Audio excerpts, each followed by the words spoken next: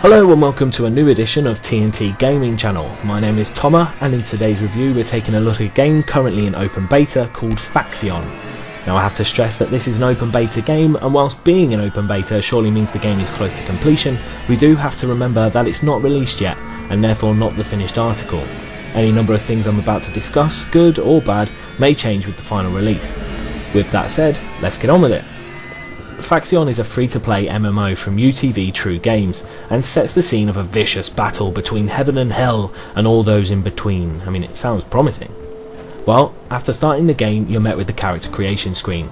The choices are fairly linear compared with most MMOs, and you're left feeling a little restricted. In the red corner we have the Reaver, Hell's champion, and with melee weapons. Sheer strength and aggression will overcome any opponent. So a tank then. Or the Zealot, master of team support, providing unequalled buffs and healing add-ons in the heat of battle for any Reaver who's met his match. Okay then. And finally, the Occultist. Deadly forces of evil magic hurled at unsuspecting foes, dealing death and pain to all and leaving murder in their wake. Sorry. That'll be the mage or spellcaster of the group then. It's all pretty standard stuff. I'm not going to lie, the Heavenly side has the same classes on their side: Crusader, Guardian and Diviner. I'm sure being intelligent folk, you can work out who does what. I don't have a problem with these choices. They're tried and tested to work, but I get a bit tired of the same old stuff. But we push on praying that the gameplay makes up for it. Praying, you know, like heaven and all that. Anywho, actual character creation is nothing short of hilarious. Every tank is massive. You have no say in this whatsoever. The character looks like he's from an episode of Asterix and Obelix, he's so top heavy. I'm hoping everyone remembers those characters, otherwise that point is going to make no sense whatsoever.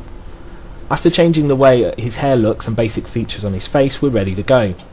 So the level loads and me and this gigantic man with twigs for legs set off on an adventure together.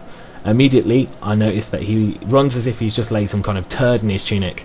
Great, so the steroids that have bestowed massive muscles on the top half of his body have given him loose bowels at the bottom half. Very heroic. The two starting zones are very similar for both factions, meaning that regardless which side you choose, you'll cover familiar ground when starting again. The graphics for the surrounding areas actually look great. Fire and brimstone course across ravaged building tops and piles of corpses litter the ground, all very moody, so thumbs up there. Once passing through Purgatory, you enter a large map where both Heaven and Hell meet over a single river, meaning you often run into other players from the opposite team. Funny, but we look very similar. Haha! My helmet has 2 horns and yours only has 1. By the rule of Horn, I win this battle. Good day to you, sir. With what many were calling the epic battle of horns, it's time to test the combat. Hopefully this will gain some honour for the game. Nah, it's not done that at all. There's no honour here. The fighting is clumsy and lacks any real aggression. It doesn't really pull me in and fire me up like World of Warcraft or Rift. I mean, this guy isn't even looking at me. The variation in NPCs is fairly decent. I bumped into this guy. Wow. That spot on your stomach is ridiculously big. Definitely needs popping. Then I bumped into this guy.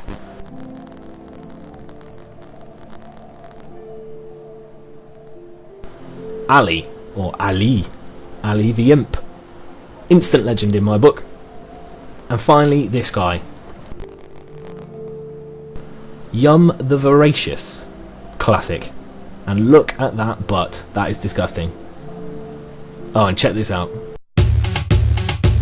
My milkshake brings all the boys to the yard, and they're like, it's better than yours. Damn right, it's better than yours.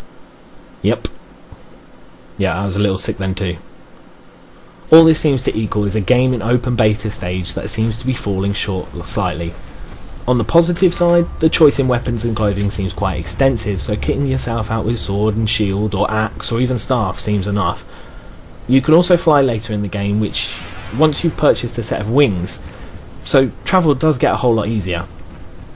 I fully understand this game is an open beta stage, and I cannot stress enough that I get it's not the finished product, but based solely on the experience I've had from this game so far, I won't be downloading it when it's complete. It's slow, lacks originality, and forces the player to grind a lot in the melee engine that looks outdated. Faxion has this massive potential to be something quite decent, but I think it's too big a task so close to the release date. The game seems to want to send mixed messages. It's set in heaven and hell, which is a heavy subject, but laces it with almost kids' cartoon design. Here, let me prove it to you. Massively outsized man smiling hilariously at me, and this is a man crucified in the town centre. Cartoon, torture, cartoon, torture. See my point? Overall, the game has small parts of it that could become great additions to the genre, but many of the positives are shrouded in the massive amounts of design flaws and basic engine ideas that we see in every MMORPG. The developers have a real chance to run with a fresh story for their game, but I feel that they may be squandering it with the rest of the game lagging behind. As I've said before, I doubt I'll be downloading it, but it's always worth a look just to make up your own minds. Let me know if you've tried this game or you're thinking about trying it. I'm curious to know if the whole mismatch feel is obvious for other players, or maybe it's just me being a little bit overcritical. Leave me a message below, and remember to like and subscribe to TNT Gaming Channel.